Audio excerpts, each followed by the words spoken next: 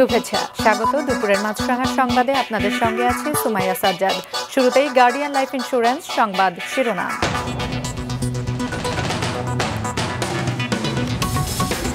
ধ্বংসযজ্ঞে জড়িতদের খুঁজে বের করতে জনগণকে সহযোগিতার আহ্বান প্রধানমন্ত্রীর। রামপুরায় ক্ষতিগ্রস্ত বিটিভি ভবন পরিদর্শন। ঢাকাসহ দেশের বিভিন্ন এলাকায় বেড়েছে কারফিউ শিথিলের সময়। ছুটির দিনেও কর্মচঞ্চল রাজধানী, বেড়েছে দূরপাল্লার বাস। সরবরাহ বাড়লেও 2 দিনের ব্যবধানে রাজধানীর খুচরা বাজারে বেড়েছে সবজির দাম, কিছুটা কমেছে মুরগি আর মাছের দাম। এবার বিস্তারিত সংবাদ। সাম্প্রতিক সহিংসতার ঘটনায় জড়িত যারা দেশের আনাচে কানাচে রয়েছে, শাস্তির আওতায় আনতে তাদের খুঁজে বের করতে দেশবাসীর প্রতি আহ্বান জানিয়েছেন প্রধানমন্ত্রী শেখ হাসিনা। সকালে ক্ষতিগ্রস্ত বাংলাদেশ টেলিভিশনের মূল ভবন পরিদর্শন করে একথা বলেছেন তিনি। প্রধানমন্ত্রী বলেন, তিনি আন্দোলনরত শিক্ষার্থীদের রাজাকার বলেননি। কোটা সংস্কার আন্দোলনকে ঘিরে গত 18 জুলাই রাজধানীর রামপুরায় বাংলাদেশ টেলিভিশনের মূল কেন্দ্রে দিনভর দফায় দফায় হামলা চালানো হয়। তারা দিনের বিভিন্ন সময়ে ব্যাপক ভাঙচুর করা ও আগুন ধরিয়ে অভ্যর্থনা ও নিরাপত্তা কক্ষ, সেট সামগ্রী রক্ষণাগার, মুজিব কর্নার, টেলিভিশন মিউজিয়াম, যানবাহন, লাইভ করার যন্ত্রপাতি ক্ষতিগ্রস্ত এবং পুড়িয়ে ফেলে। এতে করে সাময়িক সময়ের জন্য বন্ধ হয়ে গিয়েছিল সম্প্রচার। বিটিভি কর্তৃপক্ষ জানায়, ক্ষয়ক্ষতির পরিমাণ 200 কোটি টাকার উপরে। সকালে প্রধানমন্ত্রী শেখ হাসিনা বিটিভির ক্ষতিগ্রস্ত ভবন পরিদর্শন করতে আসেন। দেশের ইতিহাসে প্রথমবারের মতো রাষ্ট্রীয় এই চ্যানেলে হামলার পর ধ্বংসস্তূপ দেখে হতবাক ও ব্যথিত হন সরকার প্রধান। প্রধানমন্ত্রী প্রশ্ন রাখেন, পাকিস্তানি হানাদার বাহিনী পর্যন্ত বিটিভি ভবনকে ক্ষতিগ্রস্ত করেনি, সেখানে আন্দোলনের নামে কারা এখানে হামলা চালিয়েছে? বিএনপি জামায়াত এসবের সাথে জড়িত উল্লেখ করে জানান, 2013 সালে দল দুটির আগুন সন্ত্রাসের সাথে এবারের সহিংসতার ধরন আলাদা। এবারে পড়ানোর চরিত্রটা কিন্তু একটু আলাদা। এবারে তারা গান পাউডার ব্যবহার করেছে এবং নিমিষে সব পুরো একেবারে ছাই। তাদের বিচার জনগণকেই করতে হবে, কারণ এদেশের জনগণই একমাত্র শক্তি। বিভ্রান্ত ছড়ায় কাউকে যেন কোনো রকম মিথ্যা অপপ্রচার চালিয়ে কাউকে যেন বিভ্রান্ত করতে না পারি। আসল সত্যটা জানুন, যারা এসবের সাথে জড়িত সারা বাংলাদেশের আনাচে কানাচে যে যেখানে আছে তাদের খুঁজে বের করুন, এবং তাদের শাস্তির ব্যবস্থা করার জন্য সহযোগিতা করুন। আমি দেশবাসীর কাছে সেই আহ্বান জানাই। প্রধানমন্ত্রী বলেন, তিনি আন্দোলনরত শিক্ষার্থীদের রাজাকার বলেননি। কি কথা বলেছিলাম আমি? আমার কথাটাকে বিকৃত করা হয়েছিল যে কি মেধাবী, কি শুধু মানে মুক্তিযোদ্ধা পরিবারের সন্তান সন্ততিরা কি মেধাবী না?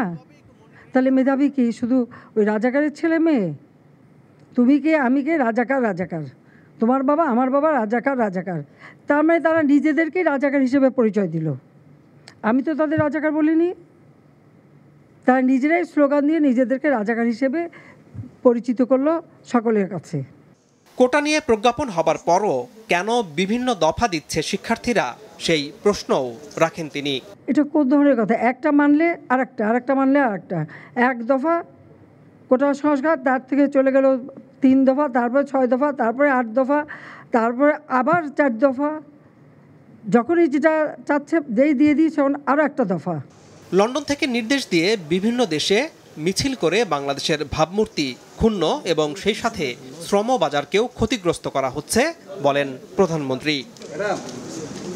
আনোয়ার হোসেন, মাছরাঙা সংবাদ, ঢাকা।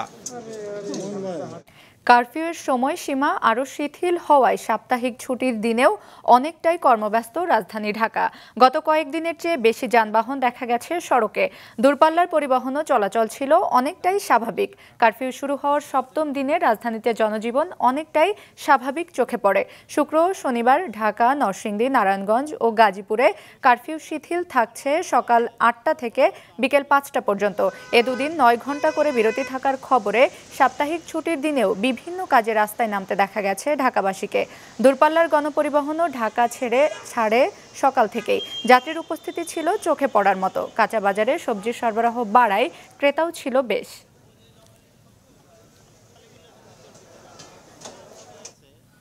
বিএনপি বরাবরই বিদেশিদের উপর ভর করে ক্ষমতায় আসতে চায়। এ কারণেই আন্তর্জাতিক তদন্তের কথা বলেছেন বিএনপি মহাসচিব। এমন মন্তব্য করেছেন আওয়ামী লীগের সাধারণ সম্পাদক ওবায়দুল কাদের। সকালে ধানমন্ডিতে চলমান পরিস্থিতি নিয়ে সংবাদ সম্মেলনে একথা বলেন তিনি। ওবায়দুল কাদের বলেন, শিক্ষার্থীদের আন্দোলনের উপর ভর করে সারা দেশে নজিরবিহীন তাণ্ডব চালিয়েছে বিএনপি, জামায়াত ও শিবিরের সশস্ত্র ক্যাডাররা। চলমান সহিংসতায় নিহতদের মাগফেরাত ও আহতদের আরোগ্য কামনায় আগামী ২৮ জুলাই সারা দেশের মসজিদ, মন্দির, গির্জা ও প্যাগোডায় বিশেষ প্রার্থনা হবে বলেও জানান ওবায়দুল কাদের।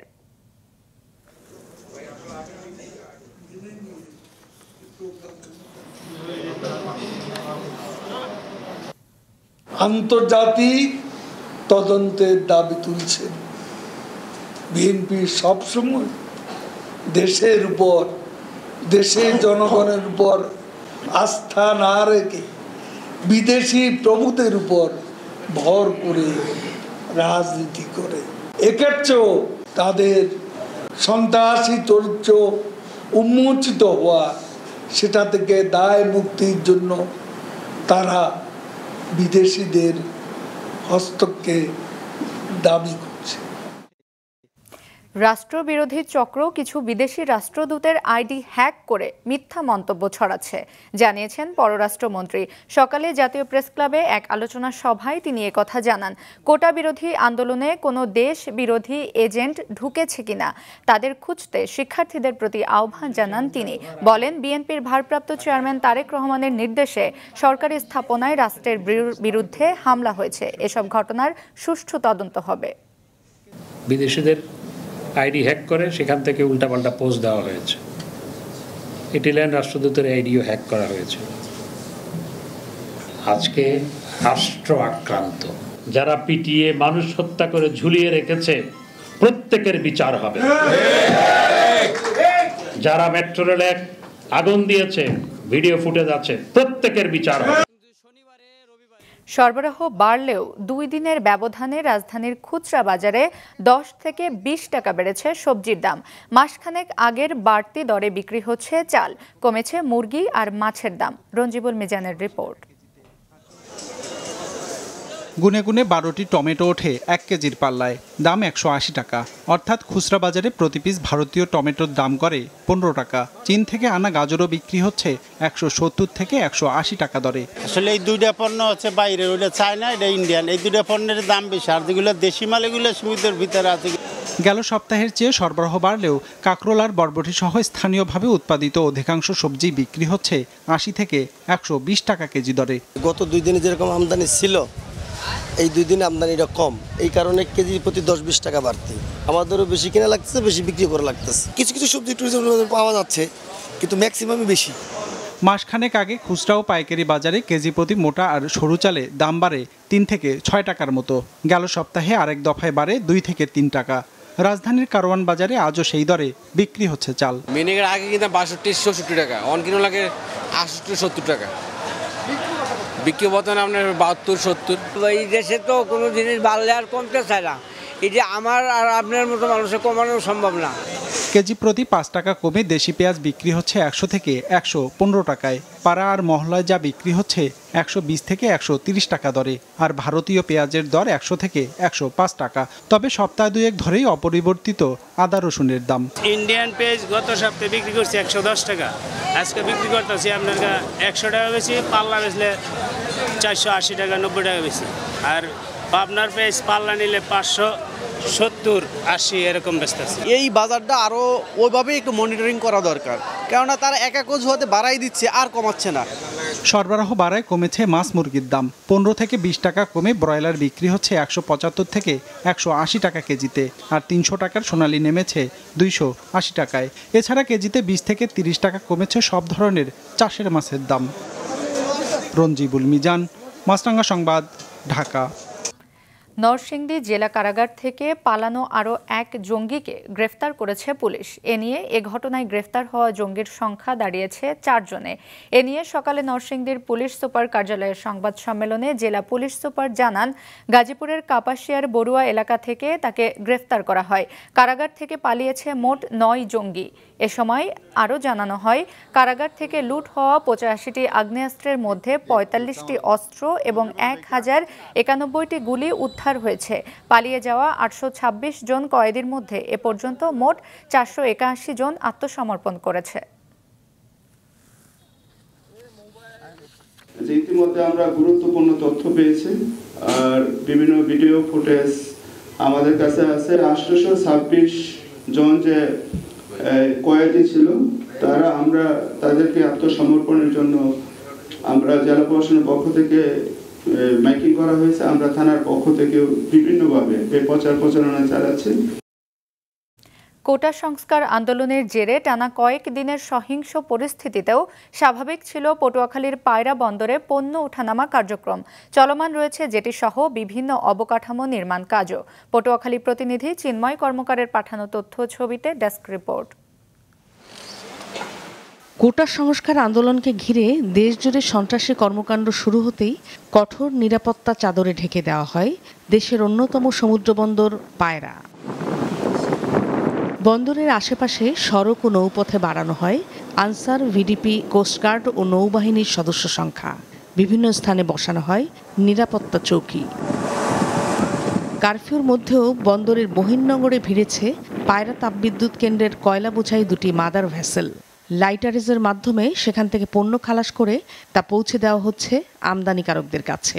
আমাদের এই প্রকল্পের কাজ এই উদ্ভূত পরিস্থিতির মধ্যেও পূর্ণদমে চলমান রয়েছে, যাতে আমরা বন্দর খুব দ্রুতই কার্যক্রম সমাপ্ত করে অপারেশনের দিকে যেতে পারি এবং আমরা বন্দরকে শুভ উদ্বোধনে যেন আমাদের বন্দরের কোনো বিলম্ব না হয় সেটি বজায় রাখার জন্যই মূলত বাংলাদেশ নৌবাহিনী এবং কোস্টগার্ডও এখানে আমাদের চ্যানেলের নিরাপত্তা, নোঙ্গরে এবং বহির্নোঙ্গরে অবস্থিত জাহাজসমূহের নিরাপত্তা নিশ্চিত করছে। পরিচয়পত্রকে কারফিউ পাস হিসেবে বিবেচনা করে প্রায় 1,500 শ্রমিকের সমন্বয়ে চলছে জেটি সহ বন্দরের বিভিন্ন অবকাঠামো নির্মাণ কাজ। সার্বিকভাবে যে নিরাপত্তা মধ্যে আমাদের যে জেটি টার্মিনাল এবং আমাদের জেটি এলাকায় যে লোডিং আনলোডিং অব্যাহত রয়েছে, এবং একই সাথে আমাদের ট্রান্সপোর্টেশনের জন্য আমাদের রাস্তা রোড কমিউনিকেশনের জন্য আমাদের বিভাগীয় কমিশনের মাধ্যমে আমরা সহযোগিতা পাচ্ছি, এবং আমাদের যে গাড়িগুলি যেগুলি বের হচ্ছে বা বের হবে সেগুলির জন্য আমরা পর্যাপ্ত নিরাপত্তার মাধ্যমে আমাদের বরিশাল এবং অন্যান্য জেলায় গমন করতে পারবে। এছাড়াও নদীপথে আমাদের কালীগঞ্জ হয়ে ঢাকা এবং কালীগঞ্জ হয়ে বরিশাল যাওয়ার যে নদীপথ, সেই নদীপথেও আমাদের যে মালামাল শিপ টু শিপ ট্রান্সফারের মাধ্যমে যে মালামালগুলি আমাদের আনলোডিং বা লোডিং হবে সেগুলি পরিবহন করতে পারবে। চলতি মাসে 8টি পণ্যবাহী মাদার ভেসেল পায়রা বন্দরে নোঙর করেছে, যার মাধ্যমে বন্দরের রাজস্ব আয় হয়েছে প্রায় 50 কোটি টাকা। মাছরাঙা নিউজ ডেস্ক। বঙ্গোপসাগরে সৃষ্ট নিম্নচাপের কারণে অতি জোয়ারের পানিতে প্লাবিত হয়ে গত 2 দিন ধরে ভোলার ইলিশা লক্ষ্মীপুর নৌ রুটে ফেরি চলাচল ব্যাহত হচ্ছে। নষ্ট হয়ে যাচ্ছে কাঁচা পণ্য। এদিকে বরিশাল বিভাগের গুরুত্বপূর্ণ 10টি নদীর পানি বিপদ সীমার কাছাকাছি প্রবাহিত হচ্ছে। এতে বরিশাল অঞ্চলের নিচু এলাকা প্লাবিত হয়েছে। Desk report. সাগরে নিম্নচাপের প্রভাবে অতি জোয়ারে ডুবে গেছে ভোলার ইলিশা লক্ষ্মীপুর ফেরিঘাটের 2টি পন্টুন ও গ্যাংওয়ে। এতে ফেরিতে ওঠানামা করতে পারছে না যানবাহন। ভোগান্তিতে পড়তে হচ্ছে চালক ও যাত্রীদের। ঘাটে আটকে থাকা ট্রাকের কাঁচা পণ্য নষ্ট হওয়ার উপক্রম হয়েছে। এই কাঁচামাল নিয়ে আমরা যদি বাজার না ধরতে পারি, কখন যাই না যাই কোনো ঠিক ঠিকানা নাই, বাজার না ধরতে পারি তাহলে আমাদের লোকসান হয়ে যাবে। গরুলে আইজি আমি সিটা যাবো, সিটা যাম কোন ঠিকানা নেই, কত মানে বেরি ছাড়বো সেটা আমাদের নিরাপত্তা নেই। আমি যে এখান থেকে হেঁটে যে ওদিকে যাব, ফেরিতে উঠবো অথবা লঞ্চে উঠবো, এই জোটা নাই যে কেমনে উঠবো, কখন উঠবে ফেরিতে আর কখন যাব গন্তব্যে, এই পর্যন্ত মানে চিন্তার মধ্যে রয়েছি। এখানে কোমর থেকে উপরে পানি, তার কারণে যদি আমাদের যেটিটা আরেকটু নিকটবর্তী আসতো আমরা বাইকটা তুলতে ইজি হইতো। দক্ষিণ পশ্চিমাঞ্চলের সাথে বন্দরনগরী চট্টগ্রামের সহজ যোগাযোগের মাধ্যম ভোলা লক্ষ্মীপুর নৌ রুট। প্রতিদিন এ রুটে 5টি ফেরিতে শতাধিক যানবাহন পারাপার করে। জোয়ারের বিষয় পর্যালোচনা করে ফেরিতে ওঠানামার জন্য রয়েছে হাই ওয়াটার ও লো ওয়াটার ঘাট। কিন্তু বঙ্গোপসাগরের নিম্নচাপের প্রভাবে মেঘনা নদীর অতি জোয়ারের পানিতে দুপুর হলেই হাই ওয়াটার ঘাটটি পর্যন্ত জোয়ারের পানিতে তলিয়ে যায়। সে পানি নামতে বিলম্ব হচ্ছে কয়েক ঘন্টা। পাশাপাশি মেঘনা নদী উত্তাল থাকায় লক্ষ্মীপুর থেকে ইলিশায় যাতায়াতে অতিরিক্ত 3 থেকে 4 ঘন্টা সময় লাগছে। তাই ভোলা ও লক্ষ্মীপুরের দুই পারের পারাপারের অপেক্ষায় অর্ধশতাধিক যানবাহন। ফেরির গ্যাংওয়ে ডুবে যাওয়ায় ব্যাহত হচ্ছে লোড আনলোড। লোয়াটার ঘাটটা অল্প জোয়ার আসলে দেখা গেছে লোডের গ্যাংওয়ে পানিতে ভরপুর হয়ে যায়, গাড়ি ওঠানামা করতে পারে না। আর যে আরেকটা ঘাট আছে ওইটাই যে অতি পূর্ণ জোয়ারে, এখন বর্ষাকালে জোয়ারে ওই ঘাটে পানি থাকে, ওই ঘাটে লোডানোর সমস্যা হয়ে যায় আমাদের। যে মিলে ঘাটটা হওয়ার কথা ছিল এই মিলে ঘাটটা হয় নাই। এই বিনিময়ে সকল ড্রাইভারেরা ভোগান্তির ভিতরে পরে গাড়ি উঠতে পারছে না। একটা ঘাট দুর্ঘটনা হইতে পারে, গাড়ির একটা চলতি অবস্থা গাড়ির নামতে গেলে যে কোনো বিশাল একটা দুর্ঘটনা হয়ে যেতে পারে। এক সপ্তাহের মধ্যে পরিস্থিতি স্বাভাবিক হবে বলছে বিআইডব্লিউটিসির এই কর্মকর্তা। 6 ঘন্টা প্রায় 12 ঘন্টা আমরা সার্ভিস দিতে পারতেছি না, যার ফলে আমাদের এই ফেরি চলাচলে মানে ট্রিপ কমে যাইতেছে আর কি। গাড়ি থাকা সত্ত্বেও আমরা ট্রিপ দিতে পারতেছি না ঠিকমতো। আশা করতেছি হয়তো 1 সপ্তাহের ভিতরে এই স্বাভাবিক অবস্থা ফিরে আসবে। এদিকে মৌসুমি পানি প্রবাহের কারণে বরিশালের 10টি নদীর পানি বিপদসীমার কাছাকাছি রয়েছে বলে জানিয়েছে পানি উন্নয়ন বোর্ড। অতি জোয়ারে বরিশাল অঞ্চলে উপকূলের নিচু এলাকার অনেক বসতঘর ও রাস্তাঘাট পানিতে তলিয়ে যায়। সজীব সাদিক, মাছরাঙা নিউজ ডেস্ক। দুপুরের সংবাদ শেষ করছি। যাবার আগে গার্ডিয়ান লাইফ ইন্স্যুরেন্স সংবাদ শিরোনামগুলো আরও একবার। ধ্বংসযজ্ঞে জড়িতদের খুঁজে বের করতে জনগণকে সহযোগিতার আহ্বান প্রধানমন্ত্রীর। রামপুরায় ক্ষতিগ্রস্ত বিটিভি ভবন পরিদর্শন। ঢাকা সহ দেশের বিভিন্ন এলাকায় বেড়েছে কারফিউ শিথিলের সময়। ছুটির দিনেও কর্মচঞ্চল রাজধানী, বেড়েছে দূরপাল্লার বাস। সরবরাহ বাড়লেও 2 দিনের ব্যবধানে রাজধানীর খুচরা বাজারে বেড়েছে সবজির দাম, কিছুটা কমেছে মুরগি আর মাছের দাম। এই ছিল এখনকার মতো। ফেসবুকে আপডেট পেতে ভিজিট করুন মাছরাঙা টেলিভিশনের পেজে। ইউটিউব চ্যানেলেও দেখতে পারেন আমাদের সংবাদ, প্রতিবেদন এবং অনুষ্ঠান। আমাদের পরবর্তী সংবাদ বিকেল 5টায় দেখার আমন্ত্রণ রইল।